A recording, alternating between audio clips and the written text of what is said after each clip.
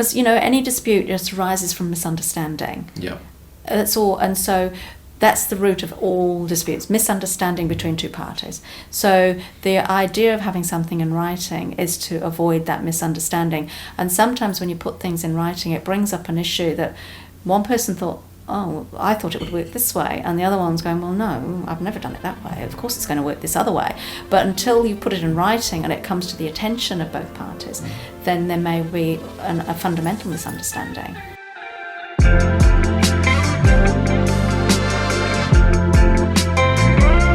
Hello everybody and welcome to Show Love episode 6. My name is Ben, I will be your host, and joining me across the table is Wendy Hampton from Horrocks Lawyers. Wendy, thank you for joining me. You're welcome. So Wendy, do you want to start us off with telling us a little bit about who you are and what you do? Okay, so my name is Wendy Hampton and I'm the principal of Horrocks Hampton Solicitors, which is a boutique practice in Tekapuna. We do we're general practice, but we do quite a bit of trust work. We do property work of all sorts, which is residential and commercial property. We deal with estates, contracting out agreements, that type of thing. But we also do quite a lot of general contract work. Cool. So I got Wendy on the show today to talk kind of all things legal and law and contracts, because it's an area that creative business owners often leave by the wayside in terms of upskilling our knowledge around. Like, we often get into business because people want to pay us for what we do, and we sort of just start doing it and start taking money for doing services and kind of fly by the seat of our pants for most of the time. And then next thing you know, nearly 10 years have passed and we're, own our own business and all that sort of stuff. So I thought it'd be good to hear from a lawyer about some of the things that we maybe should perhaps think about first. Or think of that sort of to have a bit of refresher on. If we haven't, if we've been in business for a while. So I guess, do you want to maybe sort of start us off by talking about some of the areas that you find your clients are often needing advice and help on around running small businesses? Okay. Well, probably the first thing when you go into business to consider is the ownership vehicle. What is the business? Is it going to be a company? Is there going to be a trust involved? Or do you want to do this in your own individual names? And those things are really important to consider. And if you have it set up correctly from the beginning, then you'll have less trouble later on, and it's always harder to change the arrangement later on as well, because you've already established the business by that stage. And then if you're going to reorganize everything, it just takes a little bit of doing, particularly from a tax point of view as well. So really, if you know you're going into business, then if you can start off by talking to somebody and get some advice, how am I going to structure this? So most people will either be sole traders and just do things in their own names, or they might form a company, and the majority of people would form a company.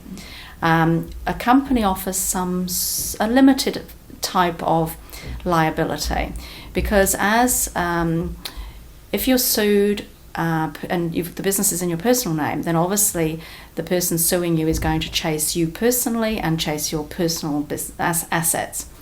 If you have a company, it kind of puts a hurdle up between you and the person suing you. However, with a company, usually the business owner is going to be a director and shareholder of the company. And so as director and shareholders, you've got responsibilities in that company. And a director must behave in the proper manner. So it doesn't give you complete ability to go and do whatever you like. You still have to consider every time that when you act in a particular way as a director of the company, you're acting properly, and if you're not, then you're still going to be liable. So it offers some protection, but it's not going to mean that you're completely free of any liability if you form a company. Yeah. Is there any other benefits as opposed to sort of from sole trader versus limited company? Well, one of the benefits might be the shareholding of the company, because if you've got, you can change the shareholding of your company relatively easily. So you can keep the same name. So if you're in business and you have a company name, underneath that you've got the shareholders, and you can change the shareholders whenever you want to. So the actual control in the way of the ownership of the business can change without having to change the name of the business. So the company can continue, but the shareholders may change. So it gives you some flexibility. And particularly, in a successful business, you may want to do some income splitting. Now, I'm not a tax expert, and you'd need advice from an accountant. But basically, if you have a trust, for example, you may have some of the shares in your business owned by the trust, which means that some of that income can be passed through to the trust and doesn't just belong to the individuals. So it gives you lots more flexibility if you've got a company to just sort of tweak and change the way in which you do own the business. So the flexibility is one of the advantages of having a company. One of the questions I had around shares was from talking with some friends of ours who, some of which are like husband and wife teams, and then others who aren't, but each person owns their own company. I've heard that some people have like 50% shares in the other person's, I might have 50% shares in my company, and my wife Michaela might have 50% shares. What would be the advantage of doing? So when it comes to paying income or dividend distributions, those are paid to the shareholders. So you might have a shareholder who is on a lower tax rate, so it might be advantageous to pay the dividends or the income out to that particular shareholder because their tax rate is lower. And it might be an advantage for that reason, And also, I think you got to remember the directors act on the instructions of the shareholders. The owners of the business are the shareholders. So even though the directors are the ones that sign all the bits of paper, it's the shareholders that own the company. So it's usually often about income splitting, to be honest. And like, for example, I currently own 100% of the shares of my business, so I'm both the director and the sole shareholder, so I'm just talking to myself around, that's fine. And so long as you've got things in place that should something happen to you, that we know where those shares are to go in the event of your death, for example, and how the company is to continue in the event of your death, because there's nobody else immediately to step in because you don't have another shareholder or director. So you just need to make sure that in the paperwork around your affairs, you've kind of got that sewn up, that you know where the shares are to go and who's going to take control of your business in the event of your death. Interesting. Okay. There's one other thing around sort of shares in business ownership. It was, say there's someone listening now who's maybe just got into shooting weddings and has been doing a bit of second shooting and stuff, and is operating just as a sole trader, and they think they're ready to go full time and sort of start shooting their own weddings. Would you advise that if they're looking to kind of go from part-time wedding stuff to going full-time, would you consider that to be the time to start a company, or just to continue on as a sole trader for a while? Probably form a company at that stage, because, entirely up to the individual, but if you form the company at that stage, then you'll have everything in place, because once you form the company, you'll apply for an IRD number in the name of the company, you'll start filing tax returns, so it'll be a different arrangement, but it means that now you're going to be working full-time in that. Maybe it's a good time to actually put everything in place that you think you'll need for the future. So I would suggest it's a good time. It's a good point at which to make that change, put everything in place, Cool. Awesome. All right. Sort of, was there any other kind of general, legal or businessy things that you find people are... I think, with any small business, I think the main thing is to get to talk to as many people as you can to start with, and get some proper advice to start with, just to make sure that you know what you're getting into, and you know that you've got everything in place to start off the way you mean to carry on, basically. That's all. Cool. All right. Well, I think now would be a good time to transition into talking about contracts, which is one of your areas sort of of expertise. So I sent you my current contract for you to have a look through, and I thought we could maybe pick it apart. And you've said that you've actually done a bit of a rewrite on it, so I'd love to sort of talk through that now, and you can tell me all the things I've done wrong. Okay. Let's start with the good things. Okay. You've got something in writing. Yeah. Yay. So that's a good start. Okay. Yeah. Because a lot of people in business, when they're starting out, they actually don't have anything at all in writing to offer. It did take me a while to get one sorted. I did do a few years. Without one. And that's not uncommon. But really the problem is if you've got nothing in writing, you're just relying on verbal agreements all the time, and it comes down to he said, she said, if you get into a dispute or there's any issues. So 10 out of 10 for having something in writing. So that's excellent. Well done. And it's not bad. The contract that you gave me, it's quite informal, and so I would, what I would like to see is something more formal, and your agreement, it had the main elements, and obviously the things that you've come across as you've worked, you've kind of put them in there because the issues that you've had. I guess if I was going to criticise it, it was probably just too informal and doesn't contain some of the necessary elements that you'd expect to see in a contract.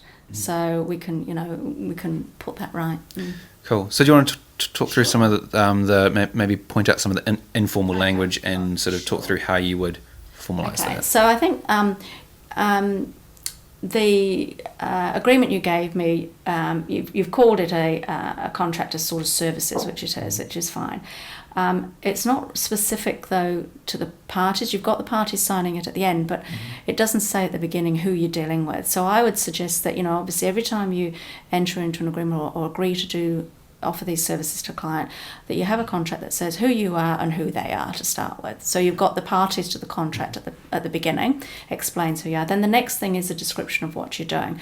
And again, I picked up from yours, you had most of it in there, but basically I'd keep it simple and easy to read, plain English as well, and not too fluffy. Yeah. So with yours, I would say something like that your company will provide the services and describe what those are on a particular day. So we know who you are, who the client is, what you're going to do for them, and when it's going to take place. And that's all in the first two sentences. Yeah. Right? So we've got some clear boundaries. Then the next, probably most important thing is payment. I mean, that's the next thing you need to get out there and discuss with the client and have it clear what the basis of payment is. And I think that, the contract needs to say what the full price is, what people are expected to pay. And then I think most businesses, such as your business, would want a deposit. So perhaps you'd put the full price and then you'd say that a proportion of it, 10% perhaps, is payable on a certain date.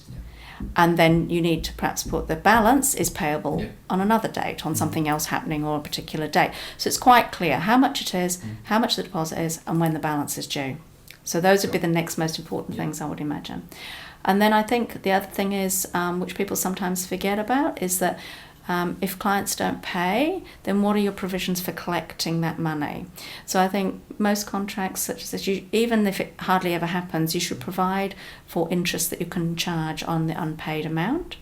So set a time period, maybe 7 days. If it's not paid on the due date, you give them 7 days, and then you'll charge a certain percentage interest on the unpaid amount. But then to go one step further on that, you probably need to also say that if you have to engage somebody else to collect the money, that any of the costs that you incur in collecting the money can be added to the amount that the client owes you. Because otherwise, when you engage somebody to collect the money, they're going to take a percentage of the amount they collect, and that's coming out of what you were due. But if you add that into your contract, that they will pay that in addition, you're entitled to collect that. Without that clause, you can't collect that extra money. Yeah. So those would probably be the most, the sort of upfront things that I'd say that need to be involved in your contract. One thing around the money, because and around payment dates and stuff, because for weddings in particular, it's quite common to have, say, full payment due by the wedding date itself. Sure. But then you haven't necessarily completed all the services by then. So is there anything around could we get into trouble around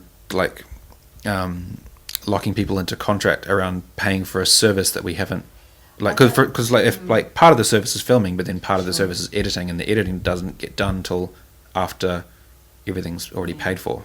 I think if it's clear in your invoicing what you're actually charging for, then you shouldn't have a problem actually saying that this includes the post-wedding editing or whatever you would call it, but you could put that in the contract and say that it's all included.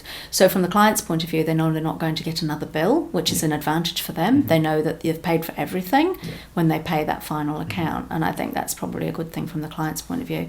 Otherwise, unless of course you want the ability to charge more afterwards, and you'd have to handle that slightly differently in your contract. If you're saying it's in the full amount, then it has to be the full amount. You can't go and probably charge more afterwards, unless you put in the exceptions, So you need to be explicit, I think, in what you're actually billing for, and you should be fine. Cool. Okay, that's good to know. I think the other thing I considered when I was looking at your contract was, the cancellation process. What sort of time frames people can cancel. That's both you and them. And then the money, what happens to the money? Is it a full refund up to a certain period of time? Or do they get a percentage of the money back if it's, I don't know. You'd have to work out how it works for your industry. How much have you been inconvenienced if they cancel at the last minute, as to opposed to cancelling 30 days out from the date of the wedding. Because for the wedding industry, 30 days is still the last minute, basically. Because no one's going to be looking for a videographer a month out from their wedding. It's sort of like 6 months is more like, okay, we could still book someone if we've got 6 months lead-in time. But, I mean, if it's just in the contract, it's stated, and everybody's agreed, then it's going to be a lot easier for you to enforce that. So if it's not in a contract, it hasn't been signed off, and you're trying to recover that, it might be difficult. Or if they're saying, well, they're entitled to a full refund, and you're saying, well, no, not really. If it's in the contract and they agreed to that at the beginning, you stand a much better chance of getting it. Cool. Just because with weddings in particular, it's often quite unusual timeframes. You've got people booking you 12, 18 months out from when the services are going to be taking place. I've had my accountants emailing me going, are these invoices still all right? Are they still going? Like, they're just clients who booked like 2 years out, and stuff. So, like, I guess my question is, there's like a judge or whoever isn't going to look at a contract that says, they don't get any money back if they cancel, 30 days out, and go, well, that's completely unreasonable, and void the contract or whatever. Well, I can't speak for what a judge would say, and every situation is different. But the starting point is that if you've got it in writing and that's what's been agreed, and in principle it's not unreasonable, and you're not asking people to do something that's unreasonable, then it should be enforceable. But as it does come down to the particular situation at the time, and if somebody challenges you on it, then it really depends on what a judge thinks is fair. And then you'd look to case law and see what other sorts of decisions in this type of industry and what decisions have been made. So even with a contract, you can't guarantee 100%, but you stand a better chance of getting the result you want because it's been agreed. So and it's been explained to both parties what the situation will be under certain circumstances. And you're always free to amend your contract, of course. If you've got a particular client that says, well, I'm not happy with that, I don't want 30 days, or I want something different. And if you're happy with that, then you can change your contract. It's just because you have a standard contract that you use every time, you have every deal is a different deal, so you can make those changes as you think fit. And you might have some unusual requests where people want you to travel somewhere, and you've had to expend money up front that you would expect those those expenses to be reimbursed. And I don't know, you don't, in your agreement you don't deal with expenses, and I wasn't sure about whether expenses are something that you need to cover off in your contract or not. The money that you spend up front, I'm not sure when that happens. Because I usually itemize that just as an extra like item on the invoice. Right, but but even if they don't go ahead, those expenses you have made, you'd expect to recover, wouldn't you? So maybe they need to be clearer that those expenses are definitely non-refundable. Yeah. And you'll put that as a money clause in that the you've contract, spent. Yeah, so you might put that in as a separate thing. Yeah. So some of the other things I looked at in the contract were things like your copyright ownership. And confidentiality is another one, and probably things like where liability lies and dispute resolution. Those are probably some of the main points, but which you'd expect to see in any kind of contract. Now, my understanding is that you would want that the film that you produce, whether that's stills or video or whatever, that you would want to control that it's yours. So you probably would need to specify that in your contract that belongs to you. And I think in your agreement you gave me, Ben, you talked about the client having permission to use that material with certain conditions, and that's fine. So I think if you put them in the contract, so it's clear that yes, they can use the material, but it's only for their friends and family, and they can't sell it. And if they make any alterations, your name comes off it, because you don't want to, obviously, to throw any altered material to be viewed as yours. So spell it out in the contract that that's the understanding. And I think the other thing around that, the filming as well, I thought was interesting reading your contract, was about third parties taking photographs and getting in the way when you're trying to do your job. And I think that's a really good thing. It's a specific thing to your industry where you've got everybody happy snapping on their phones, that you put it in your contract that if that inhibits your ability to take photographs, then you're actually contracting out by saying to your client, this isn't going to be my fault if I actually can't. So I think it's really good to point it out, because the client may not have thought about it, and then the client can actually say to all their guests, can you please just stay out of the way of my professional photographer? And I think that's really good. You've spelt it out and shifted some of the liability to the client to make sure they've told everybody. So again, spelling it out's a really good thing. Cool. And I think also I noticed that you sometimes have technical and location issues. And again, by putting it in the contract that you've acknowledged and recognised that might occur, then you've made the client aware that sometimes it's not always possible to capture the exact shot they wanted because you can't do it at that location. And also you've been, making the client aware that if they want something special, they might have to clear it with the location themselves before you get there. So all good stuff, and all put it in the contract. If it's important, put it in the contract. Yeah, cool. Because there's, one of the big things for videographers is audio, because we're often required to use whatever sound system and stuff.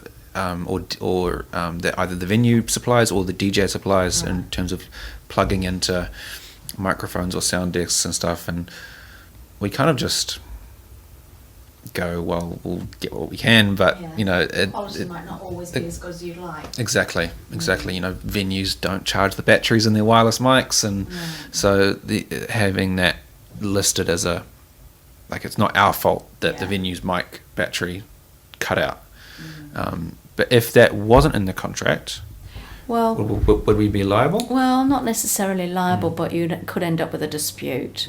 So, and then somebody else would decide whether you were liable or not. But, it would be, you want to avoid a dispute as best you can. So anything that's spelled out, it should hopefully be able to clarify whether you're right or they're right, because you've spelt it out in the contract. So that's an advantage. I think the other thing is that the ownership of which I touched on, the copyright, the ownership of it. I think if you want to be able to use that material, then putting it in the contract's a good idea, so that you haven't got any issues with the client coming back saying that you can't use the material for advertising or whatever you might, or your own promotion. If you put it in the contract, again, the client's aware you might do that. And if the client's not happy with that, then it's up to you. Maybe that's something you strike out of that particular contract with that client. If you've got somebody who's a high celebrity person or something that just really doesn't want you to use their material, then I guess that you could agree between you to strike that out of your contract. Might happen, I don't know. No, I've had it happen before, not for so much of a celebrity, but for people who just aren't big on social media and don't want, and don't really want their face plastered around and stuff. And that's fine. Yeah, I kind of do that on a client by client basis. But and I think if it's in the contract, it's going to bring it up for discussion. Yeah. And that's the thing. It's not going to be a case of somebody forgot to mention it. If it's in your contract, you can talk about it, and if they're happy, that's fine. If they're not, you can take it out. But it's not a case of there's no omission. It's been considered and thought of, and you've made a decision around it, which is the advantage of having a contract you can discuss. Yeah. Cool. So what else have I? I guess one of the other things I noticed was, if you can't perform your obligations on the day, that I can see would be an enormous problem for the client. So by covering it off in some way in the contract is a good idea, because obviously, who knows, if you're booking weddings 2 years out, you don't know what your circumstances are going to be. Exactly. So putting something in the contract that explains that and says that, if you can't do the job for some reason, you'll use your best endeavours. That doesn't mean to say, if you use the phrase use your best endeavours, it means you're going to try your hardest. It doesn't mean to say you're definitely going to do it, because you might not be able to.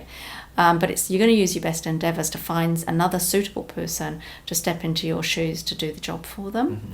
And then if that's not possible, then in the contract you can cover off. If it's a full refund to the client, that might be all you can do. But, again, if it's covered in the contract, if the client's really unhappy and they take you to the disputes tribunal or try to sue you over it, at least you have something in your contract that said, well, this is what I'm supposed to have done. I'm supposed to have used my best endeavours to find somebody. And here's the evidence. I really tried hard. I tried all these different people and nobody could do it. Then it would be, you can prove that you've done the best. You haven't simply just walked away from the contract and somebody says, well, that's pretty unreasonable. You should have done more than that. If you've got in the contract and you've followed that procedure, it's just going to help you if somebody's not happy, basically. And so if you...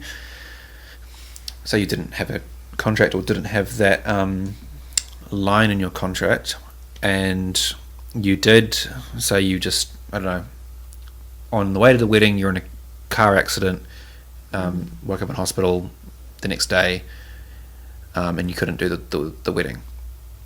What would you be looking at in terms of, if there was nothing in the contract or no contract around you not being able to perform services, what would someone be looking at in terms of liability and that sort of to stuff? sue you? I guess if even with a verbal contract, then you've made an agreement with them that you're going to do something, then they would, if they tried to sue you at that point, we're dealing with a verbal contract, so it's not going to be easy for them either, because it's a he says, she says kind of situation. Or we'll say there's a contract in terms of a contract of services, but there's no clause around what happens if you aren't able to do it. Okay, so then I guess they will try and sue you. I'm not sure what the practice is in your industry, but do you have kinds of insurance to cover situations like this? Do you have some sort of public liability type insurance? I have public liability insurance, but I use it mostly for commercial stuff that I've been required, like for shooting an advert and stuff. I've required to have public liability. Maybe it's not an area that I'm familiar with. Yeah. In the way of insurance, but I would suggest it might be something that is explored to see if you can get some type of insurance that if you're sued under those circumstances, you would be covered. But because this is a sort of a scenario where someone's obviously not prepared, but I guess because there's so many horror stories online about like brides who are either unhappy or whatever, or the footage went missing, and going after videographers and photographers for more than what the couple paid for. So rather than just like give us our money back. That's right. They'll be looking for damages, personal damages, because they can't replicate the wedding again. So that's something that how do you put a price on that, a value on getting married. It's supposed to happen once. Yeah. So, and if you've been let down, then then they could pick all sorts of emotional, upset kind of damages, and then I guess the sky's the limit there. But it's for them to prove that they would be entitled to that. So then you would have to look to case law to see what sort of situations and what the normal kind of, or what kind of awards are made to people under those circumstances. So that's why if there is a possibility for getting insurance, it would be a good idea to make sure that you had a big number to cover any possible claims. If it's a smaller dispute, then it should be, I mean, most contracts would allow for, first of all, negotiation in a dispute, then mediation, and then arbitration. But you could just go to the disputes tribunal as well if it's a smaller claim. It's got to be a smaller amount you're claiming for, though, for the disputes tribunal. So what would be a small amount for this? Under 10,000, I think it is. Okay. Yeah. I think if it's over 10,000, up to 20, you've got to have the consent of the parties. So that's, but a contract is better if you've got negotiation, mediation, and then probably arbitration. You've got to, because hopefully you can resolve something, if not by negotiation, then by mediation. Much better than going through any other kind of process. So does mediation mean just talking between two and you parties? probably appoint a mediator. You could appoint a mediator. Okay. Arbitration is more like a court process. Okay. Although you can put in your contract you have a single arbitrator, and usually in a contract we'd say that their decision is binding, so you can't appeal it anywhere else after that. Okay. The decision has to be reached by So who would be a single arbitrator? Yeah, so a single person, but it's a more formal process, where more like a court process, and the arbitrator's the judge. Okay. So you each have to come up with the evidence, and you might have your representatives. So it's very much arbitration like a court process. Mediation's more about sitting around a table with an independent person to help resolve it for you. And obviously negotiation is probably just talking between yourselves. Okay. So that's kind of roughly how it works. So you start by trying to work it out between yourselves.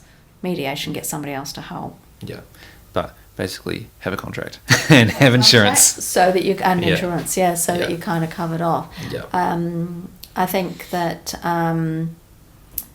you want to be trying to avoid a dispute at all costs, really. Yeah. And so the more you've got spelt out, the better. Yeah, and it's clear. Other things that need to go into a contract are, what if you want to transfer this job to somebody else, assign it to somebody else? Do you need a clause that covers that kind of thing? You perhaps need a clause that says in the contract that this written contract is the entire agreement, and that any verbal agreements that you've had really are not important anymore, because you're going to just rely on the written contract, which means if you have made a verbal agreement about something, it needs to be put into the contract. Because anything that goes before the contract can't be brought in as part of the negotiations, really. It's what you've agreed to in writing. Yeah. And sometimes we put in these clauses or in a contract that says that if one part of the contract fails, it doesn't mean the whole contract fails. So you've got one issue, say there's an issue around the deposit, and that it's decided that the way in which that was dealt with in the contract isn't right. It doesn't mean the whole contract's going to fail. It's just that particular clause that's going to fail. Okay. So we often put something in around that as well. Okay. Notice provisions. If you're going to say, like if these people want to cancel or you want to cancel, how are you going to tell them? The agreement should say how it's going to happen. And probably most things happen by email these days. Yeah. But the risk around email, and which has to be quite clear, is you can send an email to somebody, but they may not receive it. So you have to be quite clear on that. So my view is if you're going to use email as a notice provision, that notice should only be considered received when the recipient acknowledges receipt. Because you could send an email and the person's away for 2 weeks. Well, until you've had a confirmation from them they've received it, should the 30 days run from the time you send it or the time they receive it? So in my view, to be clear, it should be the day they receive it. So if you've sent notice and you haven't heard that they've received it, I'd be following it up, saying, have you received my notice? Have you received my notice? And then the day they say yes is the day the 30 days or whatever it is starts to run. Yeah. Because otherwise you could run into trouble around that, because somebody will say, well, I never got the notice, you sent it to the wrong, or you'd have to have sent it to the right, or I've been away, or it went to the wrong person or whatever. So I would suggest if you're using email as notice, it's that you need the recipient to acknowledge receipt.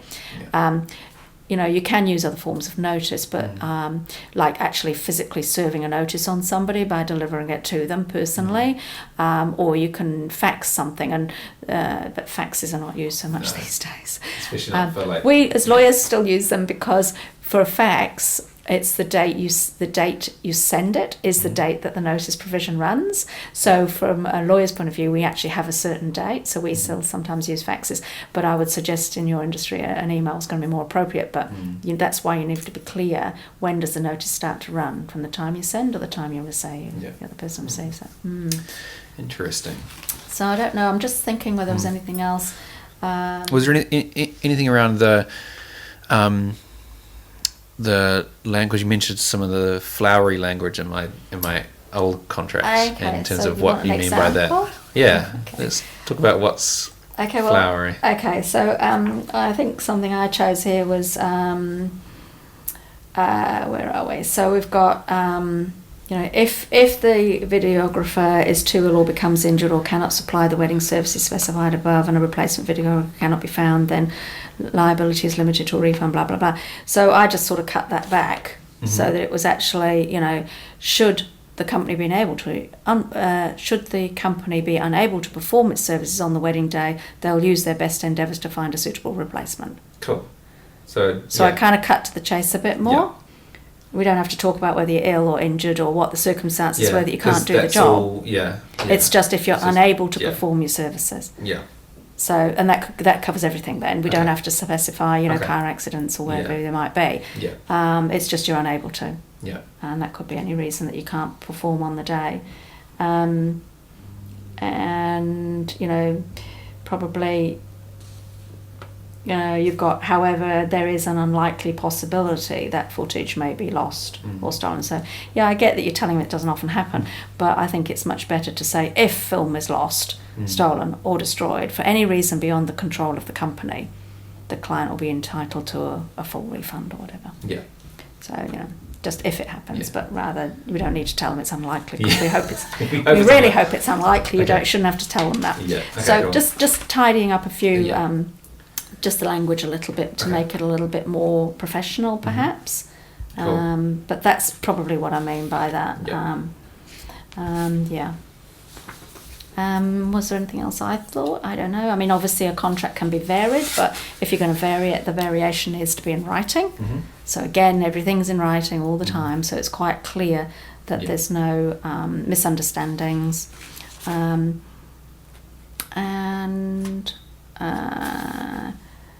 I mean, I did cover off on this thing about, that the client agrees that you're given precedent over any other third parties taking photographs, which I kind of touched on. But it's just, again, you can spell out that you won't be liable if you're, having to dodge around grandma who's trying to take a photograph with her phone she doesn't know how to use. That, you've got to be the person taking the photographs, otherwise you can't be responsible for what you're going to end up producing at the end of the day.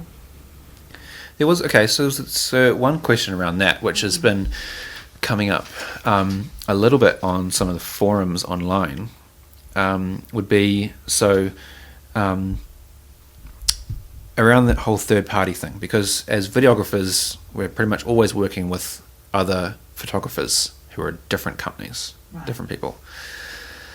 And if they have a clause around their contract around, like they may use wording like, nobody else taking photos, which is different to us because we're like filming. But if they use wording around something like capturing images or something that could be misinterpreted, ambiguous as to whether it's photos or videos, where does that? So do you get the opportunity to see those contracts? No. So you probably need to know, if you're working with other professionals, exactly, you'd probably need to know what those boundaries are, because you're quite right. An ambiguous word like capture, you could find that you've breached something, that you are actually, could have a problem, because you've agreed to not capture. It comes down to the definitions. So I think to avoid any ambiguity, the specific things need to be described. In the contract I looked at for you, you use lots of different terms throughout the document, and so I kind of put a definition that film meant stills, video, and whatever else it was that you mentioned. But so I used one word, but I defined what that covered. Okay. So I think anybody who's using the word capture needs to describe what that means. Is it stills? What are they talking about when they talk about capture? So you need to find out, I guess, if you're working with others. And I guess just talking about working with others, if you work with subcontractors, or obviously employees is one issue. If you're employing people, that's a ball game, and you need to look at employment contracts and all the rest of it. But if you're working with independent contractors, so you get somebody to come in to do a specific job for you on a particular time, I would expect an independent contractor to have their own contract that they offer to you, which would say what the terms are that they're going to be working with you. If they don't have a contract, then maybe it's something you should consider having in your back pocket and say, look, I'd like you to come along and do this job as an independent contractor, because what you don't want is for somebody to turn around later and say, well, I actually thought I was your employee. Because that minute they say the word employee, you're responsible for their PAYE, you're responsible for holiday pay and all the other things that go with employing people. So to be clear that person is an independent contractor, it needs to be spelt out. Especially if you're using the same person a lot, it could be viewed that actually it's an employee, not an independent contractor. Because to make the definition between employee and independent contractor, a contract helps, but it also, if there's a dispute around what that relationship is, the dispute looks at the relationship. Are you treating that person as an employee, or are you treating them as an independent contractor? So if you've got an independent contractor agreement, you're setting out those boundaries, and you're saying to them, well, you're going to bill me, and I'm just going to pay you for this particular job on this particular day, and that we have no other further relationship. So, but and if the bigger you are, I suppose, the more likely it is you're going to be engaging other people to help you with your work. So those relationships need to be very clear. Yeah. Interesting. Cool. Okay, that's good to know. Yeah, because the idea of contracts with, it's in the name. I should have really been more aware of the fact that they would need a contract with me. But yeah, it's something that I definitely haven't thought about up until now. The idea of having a contract for my contractors. It's always been quite an informal and I think the risk with any informal relationship is that if there's a dispute or because any dispute just arises from misunderstanding.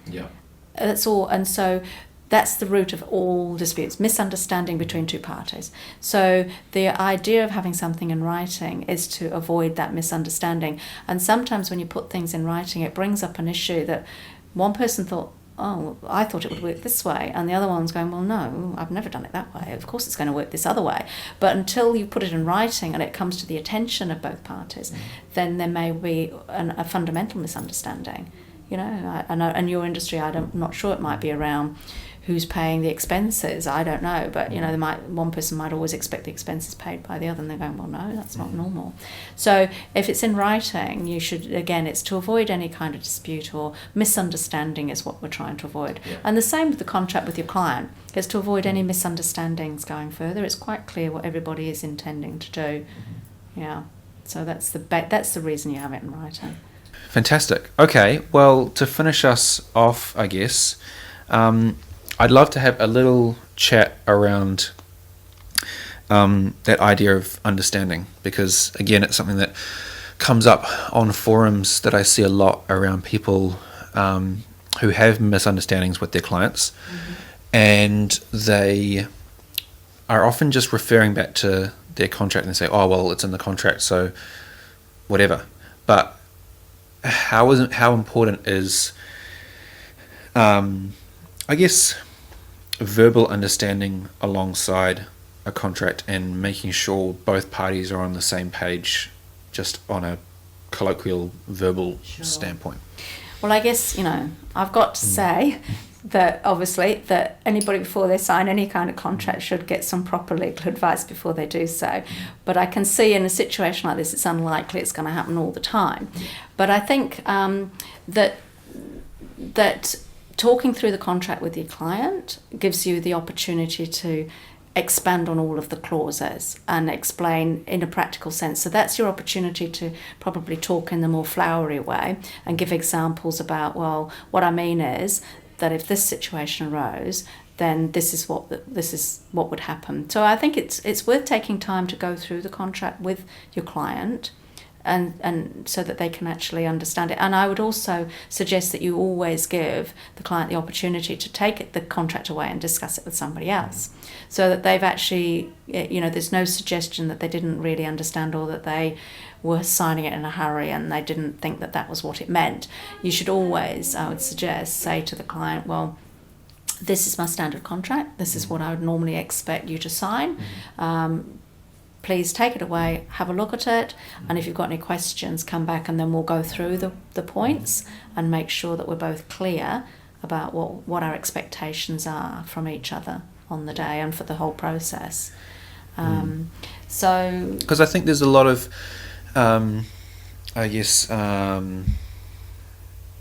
like unconfidence from, videographers, photographers, other general, small business owners around locking in those clients, those jobs, around like not wanting to scare people off or bore them with details and stuff, like like you don't want to feel like you're bogging people down to the point where it's like, this just seems too, and then you lose that job. Like, but what's, how would you're in a business of creating things. It's a creative thing, and this kind of detail is very boring. But it's really essential if you want to be sure that you're going to minimise the risk when it comes to disputes. And to have a happy client, So you don't have to be too heavy-handed, but I think if you've got a good contract and you can put that forward to them as normal standard staff, that this is what they're agreeing to and this is what you're going to do for them. It's a two-way thing. This is what you're offering them and this is what they're agreeing to. And the opportunity to take it away and talk to somebody else about it. Because I'm sure when they're talking about the wedding, that's all they want to talk about is the wedding. They're not really interested in the contract. But I think you need to say to them, look, it's really important that there are no misunderstandings and that we're quite clear what each of us are doing, And then this is just my formal contract and you just need to have a look through it and come back to me with questions and go and talk to somebody else about it. Make sure we've covered everything off. Yeah. And do you have any sort of advice around, I guess, like keeping a happy client when talking through, because contracts in certain parts can be a little bit scary in terms of like, especially when you're mentioning like charging people interest if they don't pay. How do you keep a friendly atmosphere and a friendly relationship when talking through things like charging people interest? I think that you would, because there's some parts of the contract which are just the formalities, you're saying things that who the parties are, just the basic form that you put in the contract. So the things you're going to really discuss with the clients is more the detail, and I think you just have to. I would gloss over it. I would say, we expect a 10% deposit on you signing the contract, and then the balance of the payment is due on the wedding day or the day before or whenever you ask for it, and we've got provision in here that if it's not paid on time we can charge penalty interest, but you don't have to say, and if you don't do that then we're going to do this, that and the other. But I think you can just sort of say, we have a right, it's in there, if it's not paid on the time we have a right to charge interest. And probably I would have thought the more important things probably are all around the ownership or the fact, or the who can do what with the images. I would have thought that was quite a big part of what the discussion, because that I would have thought has to be very clear with the client that that they are your images, and if you're going to permit them to use them, but what those conditions are. I would have thought, so I'd be picking out when talking to the client those important parts, not the form of the contract or some of the detail, because you expect every client's going to pay. Yeah. So the interest thing is probably not something to focus on, but the fact that they can use the images under certain conditions is really important, because I would have thought that that's a more essential term of this type of contract. So I'd focus on the essential terms. Yeah. And you can always, make notes as you go along of things that you discuss, or, if you're not putting them in the contract, any of the other details that might come up in conversation, if you've at least noted them down, then at least you've got something to back up what you said as well. So, I would have thought the problems, I'd be addressing the practical problems that come up, which would be people getting in the way, not being able to film where they want you to film, and what they're going to do with the images. The other thing I just wondered about, which I thought about actually, was just whether you have any control over people at the wedding releasing the images before the official photographs are released. But I guess that's not between you and the client. No, I guess maybe it's something you need to draw to the attention, and you probably do. Yeah, it's probably more of a photographer issue, because especially if brides are saying that this is my photographer that we use, and then they're posting auntie's cell phone photo, and people might get confused that that's so-and-so's professional photo. So there definitely might be something for photographers to be mindful of putting in their contract around being clear that the couple aren't sort of mispromoting their brand and their business around the quality of images. From the bride and groom's position as well, they don't want the ugliest photos that one of their friends took being the first photographs to appear. Yeah. And I guess that might be a problem that comes up, but that's something they would address at the wedding. I've had that at weddings where MCs will say, make sure you don't post anything until the couple have posted their photos, and it's a pretty informal thing. That's more of a thing that the client has to deal with rather than something that you deal with. Yeah. But something interesting for photographers to be aware of for sure. Cool. So I guess the main thing I would say is that my advice would be to have a written contract, because it basically sets out the understanding that you're both going to have with this relationship in this particular job, and will avoid any misunderstandings. And I think that's what's the most important thing. Yeah. And then everybody should be happy. Yeah. Awesome. Well, I think we might wrap it up there. Thank you so much, Wendy, for that. That was really interesting and really good to get that refresher on those really important things, which I think a lot of us do forget about when we shouldn't. But if people have any further questions or want to engage your services at all, where can they find you? Yeah, I'm more than happy if people need to give me a call. So you can email me. So my email is wendy@horrockshampton, HORROCKSHAMPTON.co.nz, or you can ring the office on 48999029, and I'm more than happy if you've got some questions just to give me a call, and I'm happy to talk to people for half an hour at no charge. It's not a problem. I'd rather see people getting it right up front than coming to me with a problem because they didn't have it right, because that's going to cost a lot more and be a much bigger problem to solve. So I'd rather talk to you up front and make sure that you've got it right going in there every time with your clients. Cool. Well, that's fantastic. Thank you so much. Alrighty. We'll leave it there. Thank you so much again, Wendy, for coming on the show, and we'll see you guys next time. Bye.